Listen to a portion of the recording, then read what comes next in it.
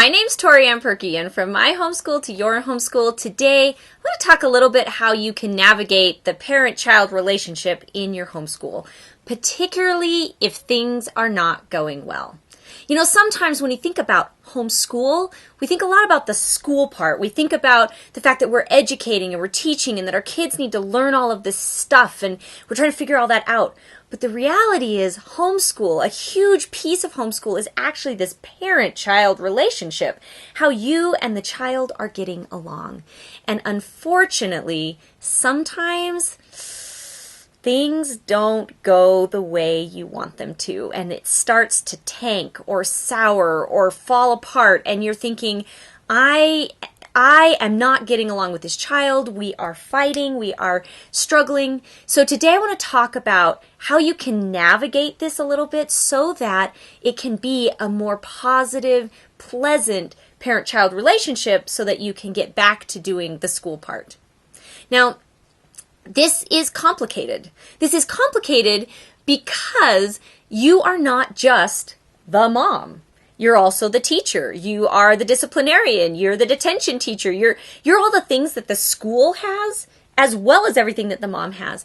And one of the benefits of not homeschooling, and I say it like that because it really is true, is that you can, when your kids go away and they have trouble in this world over here and then they come home, you are then able to commiserate with them. You're able to take their side. You're able to be their ally. But when you are the problem that they see, when you, not that you're the problem, but they see you as the problem, they see you as the frustration, you can't also commiserate. You can't be both. So it is a hard place to sit. And it's doable, but it is not easy. So we're going to talk a little bit how we navigate this, the fact that we have these two roles that we're trying to inhabit at the same time, because it does often sour. And one of the reasons it sours is because we are often trying to get our kids to do stuff. We're trying to force them to do things. We're trying to make them want to learn. Well, we want them to want to learn, but we're trying to make them learn. We're trying to say, okay, do your homework, get your schoolwork done, do this assignment, do the math, do the language, write this sentence, do your handwriting, read this book, whatever it is. That can be really tricky. We're trying to motivate our kids so that they want to learn, and it often is where the battle starts to happen. So if that resonates with you, make sure you stick around to the very end because I have a little something that I want to tell you about that I think is going to help that particular piece. But first, we're going to talk about some basic principles, how we navigate these two relationships. Okay, so the first one that the first principle that I want to share with you is to remember that the relationship always comes first. Always, always, always. Relationship comes first. And the reason is that if the relationship is not working, school isn't going to happen. It just isn't. And so you have to have this piece working first. If this piece is working, you can start to figure out how to figure out this piece. If this isn't working, nothing's happening over there. So always putting the relationship first, even if it means shelving some of this. And I've talked about that in other videos. I've talked about that in the past. Second principle is you want to set really clear expectations so that you and the child don't end up having arguments or frustrations over the fact that you simply didn't understand what the other person thought was going to happen.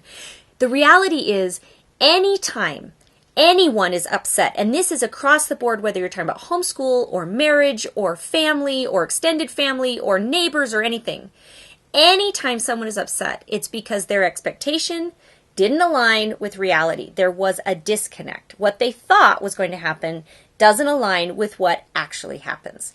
And that disconnect is where the unhappiness happens. So if you can have clearer expectations, you will have less conflict and less unhappiness. And I just want to give you a really quick example of this. This last week, I had a daughter who we were trying to establish some routines in her life because she's in a place where she just needs to have a few more of those.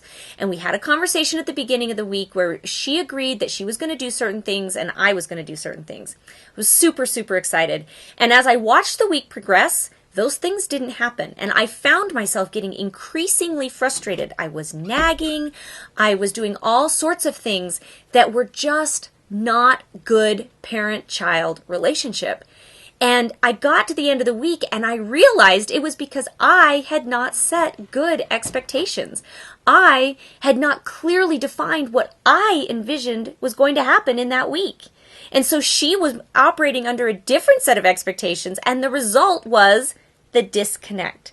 So at the end of the week, after several, I would say, heated and or complicated conversations, she and I sat down, we rediscussed and got really clear on our expectations so that moving forward, we can have a different type of experience. And I know that it will be better because she and I are now on the same page. Okay, third principle I want to discuss today is that you do, in order to have your parent-child relationships working, you do need to have a loving discipline system in place. Because once you've set the expectations, because children are human, there will come a time when they don't meet them. And you need to already have a plan in place for how you're going to handle that. It shouldn't be yelling. It shouldn't be threatening. It shouldn't be doing those things that are reactionary. You want to be able to be proactive. And in order to be able to do that, you have to be able to say, so if you do not do X, Y will happen, and then be able to unemotionally apply the consequence to the choice. Because when you set clear expectations, you then have choices. And if they choose something that doesn't align, then you can unemotionally apply the discipline, and then they can learn. Discipline is about teaching and learning. It is not about punishment. All right, so those are 3 principles. If you can learn how to do those 3 things, you will successfully be much closer to navigating this challenging dynamic between parent and child as you're homeschooling. Now, if this sounds like a great idea, but you're like, I do not know where to start. I know that what you're saying sounds like it makes sense, but boy, I would love a lot more help. I want you to check out a course I've created called the Motivation Formula. It's all about how to get your kids to want to learn without begging, yelling, or bribing them. And I want you to go check it out because we go into what I've just talked about in so much depth. We go in and we dive deep talking about this parent-child relationship as it relates to homeschool. And people who go through this course quickly are able to start to apply principles that radically change the dynamic in their home. And the bonus is their kids genuinely start to want to learn because they no longer feel forced. So if that sounds like it's something that would appeal to you, please check up. The link will be up above or down below, however it is that you're watching this video. I want to just provide that resource to you if this is something you want to spend more time with because you know it will radically change your homeschool for the better. My name's Toriann Perky, and I make these videos every week so that you can be a successful and confident homeschool mom.